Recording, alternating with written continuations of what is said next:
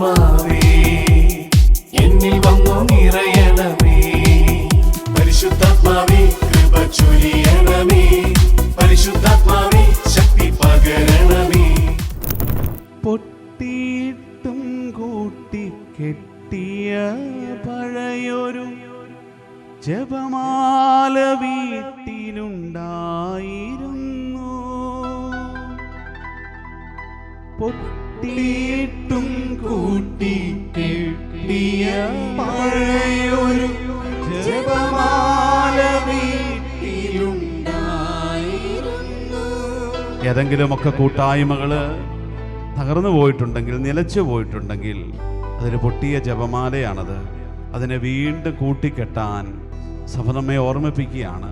കുടുംബങ്ങളിലോ കൂട്ടായ്മകളിലോ ഒക്കെ അകന്നുപോയ ജപമാല ഭക്തരെ ഒരുമിച്ച് കൂട്ടാൻ, വീണ്ടും കൂട്ടിക്കെട്ടി മനോഹരമായ ജപമാല ചൊല്ലി ഈശോയുടെ കഴുത്തിൽ അണിയിക്കാൻ വീണ്ടും നമ്മളെ ഓർമ്മിപ്പിക്കുന്ന ഒരു കാലമാണിത്. ആ ഓർമ്മയോടെ നമുക്ക് ആഗ്രഹിച്ച് പാടാം ഒരിക്കൽ കൂടി. പൊട്ടിയിട്ടും കൂട്ടി കെട്ടിയ പഴയൊരു ജപമാല വീട്ടിലുണ്ടായിരുന്നു. സഹനത്തിൽ ഈശോയെ പിരിയാത്തുരമ്മത് ഹൃദയ സ്പന്ദനമതിൽ കേട്ടിരുന്നു. എന്റെ പ്രാർത്ഥന താളമതായിരുന്നു. എന്നമ്മയെ ഓർക്കുമ്പോൾ മാതാവേ നിന്നെ ഞാൻ ഓർക്കുന്നു മിഴിനീരോടെ. എന്നമ്മയെ ഓർക്കുമ്പോൾ മാതാവേ നിന്നെ ഞാൻ ഓർക്കുന്നു മിഴിനീരോടെ. ജപമാല എന്നുള്ളത് ഒരു കൂട്ടായ്മയാണ്. ആ കൂട്ടായ്മയിലുള്ള പ്രാർത്ഥനയാണ്. റോസറി എന്ന വാക്കിൻ്റെ അർത്ഥം തന്നെ നമുക്കറിയാം. ഇംഗ്ലീഷിൽ പറയുന്ന റോസറി റോസാപ്പൂക്കൾ കൊണ്ടുള്ള മാല എന്നാണ്. പല റോസാപ്പൂക്കൾ കോർത്തിണക്കി ഒരു മാലയാക്കി മാതാവിൻ്റെ കഴുത്തിൽ, ഈശോയുടെ കഴുത്തിൽ നമ്മൾ അണിയിക്കുന്ന മാലയാണ് ജപമാല എന്നാണ് പറയുക. ഓരോ ജപമാല മണികൾ നമ്മൾ ചൊല്ലി തീർക്കുമ്പോഴും ഇങ്ങനെയാണ് ജോൺ പോൾ രണ്ടാമൻ മാർപ്പാപ്പ പറയുക. ഒരു നന്മ നിറഞ്ഞ മറിയമേ ചൊല്ലി പ്രാർത്ഥിക്കുമ്പോൾ ഒരു വെള്ള റോസാപ്പൂ നമ്മൾ ആ മാലയിലേക്ക് കെട്ടുന്നു. വീണ്ടും ഒരു സ്വർഗസ്വനായ പിതാവ് ചെല്ലുമ്പോൾ ഒരു ചുമന്ന റോസാപ്പൂ നമ്മൾ ആ കൊന്തയിലേക്ക് കൂട്ടിച്ചേർക്കുന്നു. അങ്ങനെ 10 വെളുത്ത പൂക്കൾ, വീണ്ടും ഒരു ചുമന്ന പൂ, വീണ്ടും 10 വെളുത്ത പൂ, വീണ്ടും ഒരു ചുവന്ന റോസാപ്പൂ. അങ്ങനെ വെളുത്തതും ചുവന്നതുമായ റോസാപ്പൂക്കൾ കൊണ്ടൊരു മാല ഓർത്ത് അവസാനം ആ 53 റോസാപ്പൂക്കളുടെ ഒരു മാല നമ്മൾ ഈശോയുടെയും മാതാവിൻ്റെയും കഴുത്തിലേക്ക് അണിയിക്കുന്ന ശുശ്രൂഷയാണ് ഓരോ ജപമാലയുമെന്ന് ജോൺ പോൾ രണ്ടാമൻ മാർപ്പാപ്പ ജപമാല എന്നതിൻ്റെ അപ്പസ്തോലിക ലേഖനത്തിൽ സഭയെ പഠിപ്പിക്കുന്നുണ്ട്. അപ്പോൾ നമ്മൾ എപ്പോഴും സന്തോഷത്തോടെ ഓർക്കണം, നമ്മളൊരു ജപമാല ചൊല്ലി പ്രാർത്ഥിക്കുമ്പോൾ ആ ജപമാല പൂർത്തീകരിച്ച് കഴിഞ്ഞ് ജപമാല സമർപ്പണം ചൊല്ലിക്കഴിയുമ്പോൾ ആ സമർപ്പണം എന്താ സംഭവിക്കുക? സകല വിശുദ്ധരുടെയും പ്രാർത്ഥനകളോട് ചേർത്ത് പരിശുദ്ധ അമ്മയുടെ തൃപ്പാദത്വങ്ങൾ ഞങ്ങൾ കാഴ്ചവെക്കുന്നു എന്ന് പറഞ്ഞ് നമ്മളെ ജപമാല ചൊല്ലി പ്രാർത്ഥിക്കുമ്പോൾ ഒരു പൂമാല നമ്മൾ കോർത്തിണക്കി അത് മാതാവിൻ്റെ തൃപ്പാദങ്ങളിൽ, മാതാവിൻ്റെ മാർപ്പാപ്പ പറയുന്നത് തൃപ്പാദങ്ങളിലല്ല കഴുത്തിൽ തന്നെ അണിയിക്കുകയാണ് എന്നാണ് മാർപ്പാപ്പ തൻ്റെ അപ്പസ്തോലിക പ്രബോധനത്തിൽ എഴുതി വെച്ചിരിക്കുക. അപ്പോൾ പ്രിയപ്പെട്ടവർ, ഒരു കൂട്ടായ്മയിൽ നമ്മൾ ചെല്ലുമ്പോഴോ ഒരു 100 പേരുടെ കൂട്ടായ്മയിലാണ് നമ്മൾ ഒരു ജപമാല പൂർത്തിയാക്കുമ്പോൾ എന്താ സംഭവിക്കുക? ഒരു 100 മാല നമ്മൾ ഈശോയുടെയും മാതാവിൻ്റെയും കഴുത്തിലേക്ക് അണിയിക്കുന്ന ഒരു വലിയ അനുഗ്രഹത്തിൻ്റെ സമയത്തിലേക്ക് നമ്മൾ കടക്കുകയാണ്. പ്രിയപ്പെട്ടവരെ, അപ്പോൾ കൂട്ടായ്മയിലിരുന്ന് ജപമാല ചൊല്ലി പ്രാർത്ഥിക്കുക, അത് പരിശുദ്ധ അമ്മയുടെ വലിയ സന്തോഷമുള്ള കാരണമാണ്. അമ്മയുടെ ലക്ഷ്യമാണത്. തനിച്ച് ജപമാല ചൊല്ലുന്നതിനപ്പുറം ഒരാളെയും കൂടെ കൂട്ടി ഒരു ജപമാല ചൊല്ലാൻ പറ്റിയാൽ അതൊരു വലിയൊരു അഭിഷേകമാണ്. ഞാനിപ്പോഴും ഓർക്കും, ഞങ്ങളുടെ സഭയിലൊരു അച്ഛനെ കുറിച്ച് അച്ഛൻ എപ്പോഴും പറയുന്നൊരു കാര്യമുണ്ട്. ഈ അച്ഛൻ ആരെ കണ്ടാലും, മാർട്ടിൻ അച്ഛൻ എന്നാണ് അച്ഛൻ്റെ പേര്, ഈ അച്ഛൻ ആരെ കണ്ടാലും ഉടനെ വിളിച്ചുകൊണ്ട് പോയിട്ട് പറയും നമുക്കൊരു കൊന്ത ചൊല്ലിയിട്ട് പോകാം. പ്രിയപ്പെട്ടവർ, അങ്ങനെ ആരെ കണ്ടാലും അച്ഛൻ നേരെ കയ്യെ പിടിച്ചിട്ട് പറയും നമുക്കൊരു കൊന്ത ചൊല്ലിയിട്ട് പോകാം. പ്രിയപ്പെട്ടവർ, അത് സ്വർഗത്തിന് വലിയൊരു ഇഷ്ടമാണ്. കാരണം ഒരാളെയും കൂടെ കൂട്ടി കൂട്ടായ്മ രൂപപ്പെടുത്തുക എന്നുള്ളത്, ജപമാലയുടെ കൂട്ടായ്മ രൂപപ്പെടുത്തുക എന്നുള്ളത് സ്വർഗത്തിനും പരിശുദ്ധ അമ്മയ്ക്കും വലിയ ഇഷ്ടമുള്ള കാര്യമാണ്. അപ്പോൾ ഈ കൂട്ടായ്മയിലിരുന്ന് പ്രാർത്ഥിക്കുമ്പോൾ വലിയൊരു അഭിഷേകമുണ്ട്. ഒരിക്കൽ ഈ മദർ തെരേസയുടെ ജീവചരിത്രത്തിൽ ഒരു സംഭവമുണ്ട്. മദർ തെരേസ അവർ ജീവിച്ചിരുന്ന കാലം ഒരിക്കൽ BBC ന്യൂസുകാർ ഈ മദർ തെരേസയുടെ ജീവിതവും അവരുടെ മഠത്തിലെ ശുശ്രൂഷകളും അവരുടെ പ്രാർത്ഥന ഇതെല്ലാം കൂടെ കോർത്തിണക്കി ഒരു ഡോക്യുമെൻ്ററി ഉണ്ടാക്കാൻ വേണ്ടി അവർ തീരുമാനിച്ചു. BBC ന്യൂസുകാരാണ്, വളരെ ഇൻ്റർനാഷണലായിട്ട് ഈ വാർത്ത പുറത്തേക്ക് പോകും. അപ്പോൾ അങ്ങനെ അവർ മദർ ജീവിച്ചിരിക്കുന്ന കൽക്കട്ടയിലെ മഠത്തിൽ വന്നു. അപ്പോൾ അവർ വളരെ ലളിതമായ ജീവിതം നയിക്കുന്ന സിസ്റ്റർമാരാണ്, നമുക്കിപ്പോഴും അറിയാം. അപ്പോൾ അവരുടെ കൊച്ചുമഠം അവിടെ മദർ എന്നുള്ള സമയമാണ്. അപ്പോൾ ഇവർ വന്ന് മദറിനെ സമീപിച്ചിട്ട് പറഞ്ഞു, ഞങ്ങൾ BBC ന്യൂസിൻ്റെ ഇവിടെ നിന്നാണ് വരിക, ചാനലിൽ നിന്നാണ് വരിക, ഞങ്ങൾക്ക് ഇതിൻ്റെ ഒരു ഡോക്യുമെൻ്ററി ഉണ്ടാക്കണം, ഇത് ലോകം മുഴുവനും സ്പ്രെഡ് ചെയ്യുന്നൊരു കാര്യമാണ് എന്നൊക്കെ പറഞ്ഞു. മദർ അവസാനം പറഞ്ഞു, ശരി നിങ്ങൾക്ക് ചെയ്യാം, കുഴപ്പമില്ല, ഞങ്ങൾ അതിനുവേണ്ടി പ്രത്യേകിച്ചൊന്നും ചെയ്യില്ല, ഞങ്ങൾ സാധാരണ പോലെ അങ്ങ് ജീവിച്ചു പോകും, നിങ്ങൾക്ക് അതിൻ്റെ ഇടയിൽ എന്ത് വേണമെങ്കിലും ചെയ്യാം എന്ന് പറഞ്ഞു. അങ്ങനെ ഇവരെ സമ്മതിച്ചു. അങ്ങനെ ഇവരുടെ ദിനചര്യ നമുക്കറിയാം, മഠത്തിലെ ദിനം ആരംഭിക്കുന്നത് പ്രാർത്ഥനയോടെയാണ്. അവർ വെളുപ്പിനെ എഴുന്നേറ്റ് ഒരുമിച്ചിരുന്ന് പ്രാർത്ഥിക്കും. അങ്ങനെയാണ് ഇവരുടെ പ്രാർത്ഥന തുടങ്ങുന്നതൊക്കെ. അപ്പോൾ ഈ ചാനലുകാർ വന്ന് ഇവരുടെ പ്രാർത്ഥന ആരംഭിക്കുന്ന ദിവസത്തിൻ്റെ ആ പ്രാർത്ഥന ഷൂട്ട് ചെയ്യാൻ വേണ്ടിയൊക്കെ റെഡിയാക്കി അവർ മഠത്തിൽ കൊണ്ടുവന്ന് മഠത്തിലെ ചാപ്പലിൽ കുറേ ലൈറ്റുകളെല്ലാം ഇങ്ങനെ ഫിറ്റ് ചെയ്തു. കാരണം നല്ല രീതിയിൽ ഇത് കിട്ടണം, നല്ല ക്ലാരിറ്റിയിൽ കിട്ടണം, ഭംഗിയായിട്ട് കിട്ടണം. കാരണം ഇത് ലോകം മുഴുവനും അയക്കപ്പെടുന്ന ഒരു കാര്യമാണ്. അങ്ങനെ അവരെല്ലാം ക്രമീകരിച്ചു. കുറേ നേരം കഴിഞ്ഞപ്പോൾ മദർ പള്ളിയിലേക്ക് വന്നു. പള്ളി വന്നപ്പോൾ കാണുന്നത് പള്ളിക്കകത്തെല്ലാം ഇങ്ങനെ വലിയ ലൈറ്റുകളൊക്കെ വെച്ചിരിക്കുകയാണ്.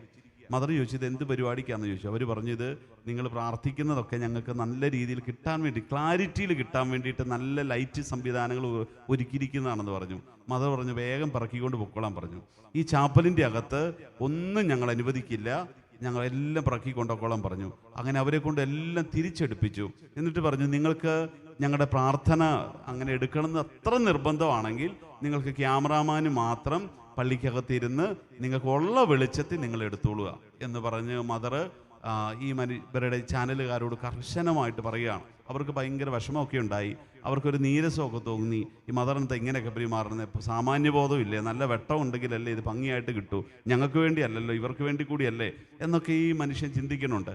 അങ്ങനെ അവസാനം മനസ്സോടെ ഇപ്പോൾ വേറെ നിവൃത്തിയില്ല, അങ്ങനെ ഉള്ള വെട്ടത്തിൽ ആ കൊച്ചു ചാപ്പലിൽ അവരവരുടെ പ്രാർത്ഥന എല്ലാം റെക്കോർഡ് ചെയ്യുകയാണ്. അങ്ങനെ അവസാനം എല്ലാ സ്ഥലത്തും അവരുടെ ജോലി ചെയ്യുന്നിടത്ത്, അവർ തെരുവിലൂടെ പോകുന്നിടത്ത് ഒക്കെ ഇവർ പുറകെ പോയി ഇതെല്ലാം അവർ റെക്കോർഡ് ചെയ്ത് ഷൂട്ട് ചെയ്ത് ഭംഗിയാക്കി അവസാനം ഡോക്യുമെൻ്ററി ആക്കാൻ വേണ്ടി പല ഭാഗത്തു നിന്നുള്ള കളക്ട് ചെയ്തിരിക്കുന്ന ഈ രംഗങ്ങൾ മുഴുവൻ അവർ കമ്പ്യൂട്ടറിലിട്ട് അവരിങ്ങനെ പരിശോധിക്കുകയാണ്. അതിൻ്റെ ക്വാളിറ്റി പരിശോധിക്കുക, അതിൻ്റെ ശബ്ദത്തിൻ്റെ ക്വാളിറ്റി, അതിൻ്റെ വെളിച്ചത്തിൻ്റെ ക്വാളിറ്റി, അതെല്ലാം ഇങ്ങനെ പരിശോധിക്കുക. അപ്പോൾ അവരെ ഏറെ അത്ഭുതപ്പെടുത്തിയൊരു കാര്യം ഇതാണ് പ്രിയപ്പെട്ടവരെ. അന്ന് അവർ പലയിടങ്ങളിലായിട്ട് അവർ ചെയ്ത ആ ഡോക്യുമെൻ്ററി, അതിൻ്റെ ഷൂട്ടിങ് അവർ തെരുവിൽ ചെയ്തിട്ടുണ്ട്, അവരുടെ അനാഥാലയത്തിൽ ഈ സിസ്റ്റേഴ്സ് ജോലി ചെയ്യുന്ന രംഗങ്ങൾ എടുത്തിട്ടുണ്ട്, അവർ പ്രാർത്ഥിക്കുന്നത് എടുത്തിട്ടുണ്ട്, അവർ വഴിയിലൂടെ പോകുന്നത് എടുത്തിട്ടുണ്ട്, അവർ യാത്ര ചെയ്യുന്നത് എടുത്തിട്ടുണ്ട്, ഇതെല്ലാം റെക്കോർഡ് ചെയ്തിട്ടുണ്ട്. പക്ഷെ അതിലേറ്റവും വെളിച്ചത്തോടെ ഏറ്റവും ഭംഗിയായിട്ടിരിക്കുന്നത്, ഏറ്റവും ക്ലാരിറ്റിയിൽ കാണാൻ കിട്ടിയിരിക്കുന്നത് ഒരു വെളിച്ചവും ക്രമീകരിക്കാതെ അവർ ചാപ്പലിലെടുത്ത രംഗമാണ്. അവർ ഒരുമിച്ചിരുന്ന് ജപമാല ചൊല്ലുന്ന പ്രാർത്ഥിക്കുന്ന ആ രംഗം, ആ മുറിയിലെ ആ രംഗമാണ് ഏറ്റവും വെളിച്ചത്തിലും ഏറ്റവും ക്ലാരിറ്റിയിലും. ഈ BBC ന്യൂസുകാരെ അത് അത്ഭുതപ്പെടുത്തുകയാണ്. ഒരു വെളിച്ചം ഉപയോഗിക്കാതെ, ഒരു ലൈറ്റ് വിടാൻ സമ്മതിക്കാതെ ആ ഇരുണ്ട മുറിയിൽ ഇവർക്ക് ഭയങ്കര വിഷമത്തോടെ അവർ ഷൂട്ട് ചെയ്ത ആ ഇടത്തിൽ ഏറ്റവും കൂടുതൽ വെളിച്ചത്തിൽ കാണപ്പെടുന്നു, ഏറ്റവും കൂടുതൽ പ്രകാശത്തിൽ കാണപ്പെടുന്നു. തെരുവിലൂടെ പോകുമ്പോൾ നാച്ചുറൽ ലൈറ്റിൽ, സൂര്യ വെളിച്ചത്തിൽ മനോഹരമായിട്ട് ഷൂട്ട് ചെയ്ത രംഗങ്ങളെക്കാൾ ഭംഗിയായി ഈ ഒരുമിച്ചിരുന്ന് ഇവർ പ്രാർത്ഥിക്കുന്ന ഈ കൂട്ടായ്മയിലിരുന്ന് ഇവർ പ്രാർത്ഥിക്കുന്ന ഈ രംഗത്തിൽ കണ്ടു എന്നത് അവരെ എല്ലാം അത്ഭുതപ്പെടുത്തുകയാണ്. പ്രിയപ്പെട്ടവരെ, മദർ തെരേസ പറഞ്ഞു, അത് പ്രാർത്ഥനയുടെ വെളിച്ചമാണ്. ഒരുമിച്ച് പ്രാർത്ഥിക്കുന്നിടത്ത്, ഒരുമിച്ചിരുന്ന് ജപമാല ചൊല്ലുന്നിടത്ത്, ഞങ്ങൾ ഒരുമിച്ചൊരു ജപമാല ചൊല്ലി പ്രാർത്ഥിച്ചിട്ടാ എന്നും ഇങ്ങനെ ഇപ്പം ഞങ്ങളുടെ ജോലിക്കായി ഇറങ്ങുക. ആ ജപമാല ചൊല്ലി പ്രാർത്ഥിക്കുന്നിടത്ത് പരിശുദ്ധ അമ്മയുടെ ഒരു വലിയ പ്രകാശം, കൂട്ടായ്മയുടെ ഒരു പ്രകാശം, സഭയുടെ പ്രകാശം പരക്കുന്നുണ്ട് എന്ന് ഈ മദർ തെരേസ അന്ന് ഈ ന്യൂസിനോട് പറയുകയാണ്. അതാണ് ഇതിൻ്റെ ഒരു അത്ഭുതം. പ്രിയപ്പെട്ടവരെ, അങ്ങനെ അതൊരു അത്ഭുത രംഗമായി ഇന്നും മദർ തെരേസയുടെ ചരിത്രത്തിൽ രേഖപ്പെടുത്തി വെച്ചിട്ടുണ്ട്.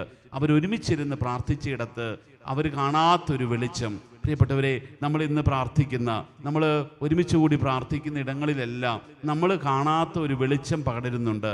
അതൊരു ദൈവീക വെളിച്ചമാണ്. കൂട്ടായ്മ ഉള്ളിടത്ത്, പരിശുദ്ധ അമ്മയുടെ സാന്നിധ്യത്തിൽ കൂട്ടായ്മ രൂപപ്പെടുത്തിടത്തെല്ലാം വലിയ വെളിച്ചം, സ്വർഗത്തിൻ്റെ വെളിച്ചം പടരുന്നുണ്ട്. അതുകൊണ്ടാണല്ലോ മാതാവ് പ്രത്യക്ഷപ്പെട്ട് ജപമാല ചൊല്ലാൻ പറഞ്ഞ ഇടങ്ങളെല്ലാം പിന്നീട് ധ്യാനിച്ചു. നമുക്ക് കാണാം അതെല്ലാം വലിയ വെളിച്ചത്തിൻ്റെ ഇടങ്ങളായിട്ട് മാറി. നമുക്കറിയാം, പരിശുദ്ധ അമ്മ പ്രത്യക്ഷപ്പെട്ട ഇടങ്ങളെല്ലാം കൊച്ചിടങ്ങളായിരുന്നു. ഒന്നിനും കൊള്ളില്ലാത്ത, ആർക്കും വേണ്ടാത്ത, മാറ്റി നിർത്തപ്പെട്ടിരുന്ന, ആരും കടന്നു ചെല്ലിയല്ലാത്ത, ഒട്ടും പ്രാധാന്യമില്ലാത്ത കുഞ്ഞിടങ്ങളാണ് അമ്മ ജീവിച്ചതും അമ്മ കടന്നു ചെന്നതുമെല്ലാം. നമുക്കറിയാം, ലൂർദ് ഒന്നിനും കൊള്ളില്ലാത്ത, ഒരു കൃഷിക്ക് പറ്റാത്ത, ഈ മുൾച്ചെടികൾ മാത്രം വളർന്നിരുന്ന ഒരു പാറക്കെട്ടുകൾ നിറഞ്ഞൊരു ഭൂപ്രദേശമായിരുന്നു. ആർക്കും അവിടെ പോകാനൊന്നും താല്പര്യമില്ല. പിന്നെ ഈ കുഞ്ഞുങ്ങൾ പോയത് വിറക് പിറക്കാൻ വേണ്ടിയാണ്. അവിടുന്ന് ഉണങ്ങിക്കിടക്കുന്ന കമ്പുകളൊക്കെ പിറക്കിയെടുക്കാൻ വേണ്ടി പോകുന്നു. അല്ലാണ്ട് ജീവിക്കാൻ കൊള്ളത്തില്ലാത്തൊരു സ്ഥലമായിരുന്നു. പക്ഷേ ഇന്ന് ഏറ്റവും കൂടുതൽ മനുഷ്യർ തിങ്ങി നിറഞ്ഞു നിൽക്കുന്ന ഒരു സ്ഥലമായി ആ ഇടം മാറി എന്നതാണ്. പരിശുദ്ധ അമ്മയോടൊപ്പം ജപമാല ചൊല്ലി പ്രാർത്ഥിച്ച ഇടത്തിൽ ഇന്ന് വലിയ ജനവാസം വരിക. ഫാത്തിമ അതുപോലെ തന്നെ ഒരു കൊച്ചു കുഗ്രാമമായിരുന്നു. ആടിനെ മേയ്ക്കാൻ മാത്രം കൊള്ളുന്ന ഈ പള്ളക്കാടുകൾ മാത്രമുള്ളൊരു പ്രദേശം. അവിടെയാണ് ഇന്ന് ലോകം മുഴുവൻ അറിയപ്പെടുന്ന ഫാത്തിമയായി അത് മാറിയത്. അവിടെ ലക്ഷക്കണക്കിന് മനുഷ്യർ വന്ന് ഇന്ന് പ്രാർത്ഥിക്കുന്ന, തിങ്ങിക്കൂടുന്ന ഇടമായി, വലിയ പ്രകാശത്തിനിടമായി മാറി. ഈ മെജുഗൊറിയും അതുപോലെ വേളാങ്കണ്ണിയും ഒക്കെ അങ്ങനെ തന്നെ. നമുക്കറിയാം, വേളാങ്കണ്ണി ഒരു കൊച്ചു കുഗ്രാമം, ഒന്നുമില്ലാത്ത ദരിദ്രരായ മനുഷ്യർ മാത്രം ജീവിച്ചിരുന്നൊരു സ്ഥലം. പക്ഷേ ഇന്ന് വേളാങ്കണ്ണി ഭാരതത്തിലെ ഏറ്റവും വലിയ മരിയൻ തീർത്ഥാടന കേന്ദ്രമായി, ജനങ്ങൾ തിങ്ങി നിൽക്കുന്ന ഒരിടമായിട്ട് മാറുകയാണ്. പ്രിയപ്പെട്ടവരെ, പരിശുദ്ധ അമ്മ എവിടെ കൂട്ടായ്മ രൂപപ്പെടുത്തുന്നുണ്ടോ ആ കൂട്ടായ്മ വളർന്ന്, ആ കൂട്ടായ്മയിലൂടെ വലിയ വെളിച്ചവും പ്രകാശവും അവിടെ ഉണ്ടാകുന്നു. ഈശോ അവിടെ കൂടുതൽ ആരാധിക്കപ്പെടുന്നു, കൂടുതൽ സ്തുതിക്കപ്പെടുന്നു എന്ന് നമ്മൾ കാണുക. ഈ ലൂർദിലും ഫാത്തിമയിലും വേളാങ്കണ്ണിയിലും എല്ലാം സംഭവിച്ചതല്ലേ. അമ്മ വന്ന് കൂട്ടായ്മ രൂപപ്പെടുന്നു, അവിടെ ഈശോയുടെ വലിയ ആരാധന നടക്കുക. ലൂർദിൽ നമ്മൾ കാണുന്നതാണല്ലോ, ദിവ്യകാരുണ്യം ഇങ്ങനെ എഴുന്നള്ളിച്ചുകൊണ്ട് ഈ ജനസാഗരത്തിൻ്റെ നത്യത്തിലൂടെ എല്ലാ ദിവസവും ഇങ്ങനെ ആഘോഷമായിട്ട് ദിവ്യകാരുണ്യ പ്രദക്ഷിണം നടത്തുക. ഈശോയെ ആരാധിക്കുക. മാതാവ് അത് തന്നെ ചെയ്തത്. ആ കുരിശിൻ്റെ പിറകിൽ ചിതറിപ്പോയവരെ അമ്മ പോയി കണ്ട് ആ മുത്തുകളെ എല്ലാം അമ്മ കോർത്തിണക്കി. 12 ശിഷ്യന്മാർ, 12 മുത്തുകളാ ഈശോ കണ്ടെത്തിയ മുത്തുകൾ. ഈശോ വലിയ വില കൊടുത്ത് കണ്ടെത്തിയ മുത്തുകളായിരുന്നവർ. പ്രിയപ്പെട്ടവർ, അവർ ചിതറിപ്പോയാൽ ഒരു കാര്യവുമില്ലല്ലോ. പക്ഷെ അമ്മ അവരുടെ എല്ലാം തേടിപ്പിടിച്ച് അവരെ കൂട്ടിയിണക്കി. പ്രിയപ്പെട്ടവരെ, മനോഹരമായൊരു കൂട്ടായ്മ രൂപപ്പെടുത്തി, ഒരു ജപമാല രൂപപ്പെടുത്തി. ആ ജപമാലയാണ് സഭ എന്ന് പറയുന്നത്. പ്രിയപ്പെട്ടവരെ, അങ്ങനെ ഒരു സഭയുടെ കൂട്ടായ്മ അമ്മ രൂപപ്പെടുത്തി. നമുക്ക് നമ്മുടെ കുടുംബങ്ങളിൽ എന്നും ഇങ്ങനെ ഒരു കൂട്ടായ്മ ഉണ്ടാകട്ടെ. ഒരുമിച്ച് പ്രാർത്ഥിക്കുന്ന, ഒരുമിച്ച് ജപമാല ചൊല്ലുന്ന ഒരു കുടുംബം നമ്മൾ രൂപപ്പെടണം. നമ്മുടെ കൂട്ടായ്മകൾ രൂപപ്പെടണം, നമ്മുടെ ഇടവകയിൽ രൂപപ്പെടണം, നമ്മുടെ ധ്യാന കേന്ദ്രത്തിൽ രൂപപ്പെടണം. അതിനിടവരട്ടെ. നമുക്ക് പ്രാർത്ഥിക്കാം. കണ്ണുകൾ അടച്ച് കരങ്ങൾ കൂപ്പാം. കുടുംബങ്ങളിൽ അപ്പനും അമ്മയും ഒരുമിച്ചിരുന്ന് ജപമാല ചൊല്ലുന്ന കൂട്ടായ്മ പൊട്ടിപ്പോയിട്ടുണ്ടോ നമുക്ക് ഓർമ്മിക്കാം. ഒരാൾ തനിച്ചിരുന്നൊക്കെ ജപമാല ചൊല്ലുന്ന ഇടങ്ങളായിട്ട് കുടുംബങ്ങൾ മാറിപ്പോയോ? നമ്മുടെ മുത്തുകൾ ചിതറിപ്പോയോ? കുടുംബത്തിലെ ഓരോ മുത്തുകളും, നമ്മുടെ മക്കളൊരു മുത്താണ്, ജീവിത പങ്കാളി ഒരു മുത്താണ്. പൊട്ടിപ്പോയോ? അകന്നുപോയോ എൻ്റെ ജപമാല കൂട്ടായ്മയിൽ നിന്ന്? എങ്കിൽ ആഗ്രഹിച്ചൊന്ന് പ്രാർത്ഥിച്ചേ, ഈശോയെ, എൻ്റെ കുടുംബത്തിലൊരു കൂട്ടായ്മ രൂപപ്പെടുത്താൻ കൃപ തരണമേ. ജപമാലയുടെ ഒരു കൂട്ടായ്മ രൂപപ്പെടുത്താൻ, എൻ്റെ കുടുംബത്തിലെ എല്ലാവരും ഒരുമിച്ച് ജപമാല ചൊല്ലി പ്രാർത്ഥിക്കുന്ന ഒരു സ്നേഹക്കൂട്ടായ്മ രൂപപ്പെടാൻ ഈശോയെ ഇടവരുത്തണേ എന്ന് പ്രാർത്ഥിച്ചേ.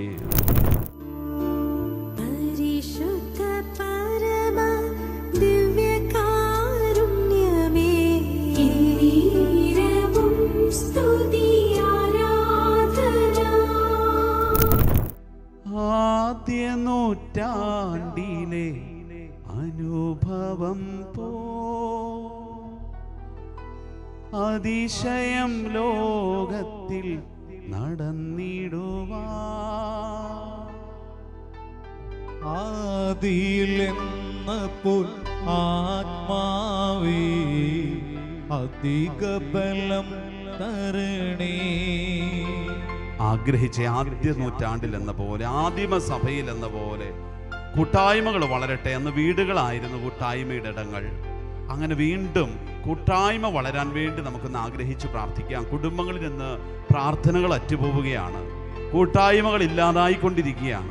ഒരു തലമുറ തീരുമ്പോൾ ഈ കൂട്ടായ്മകൾ അസ്തമിക്കുന്ന കാഴ്ചകൾ നമ്മൾ കാണുകയാണ്. ഒരു മുതിർന്ന തലമുറ അസ്തമിച്ചു കഴിയുമ്പോൾ, അവരുടെ കാലം കഴിയുമ്പോൾ പുതിയ തലമുറകൾ കൂട്ടായ്മകളിലേക്ക് വരാതെ പോകുന്നൊരു കാലം വരികയാണ്. നമുക്ക് ആഗ്രഹിച്ച് പ്രാർത്ഥിക്കാം. ആദിമസഭയുടെ ചൈതന്യത്തിൽ വീണ്ടും ഞങ്ങളുടെ ഇടങ്ങളിൽ ഒക്കെ കർത്താവേ കൂട്ടായ്മകൾ വളരാൻ ഇടവരുത്തണേ എന്ന് പ്രാർത്ഥിച്ച് ഇരു കരങ്ങളും ഒന്ന് യാചനാപൂർവ്വം പിടിച്ച് നമുക്ക് ഒന്ന് പാടി പ്രാർത്ഥിക്കാം. ആദ്യ നൂറ്റാണ്ടിലെ അനുഭവം പോ അതിശയം ലോകത്തിൽ നടന്നിടുവാൻ. ആദിയിലെന്ന ആത്മാവേ അധിക ബലം തരണേ.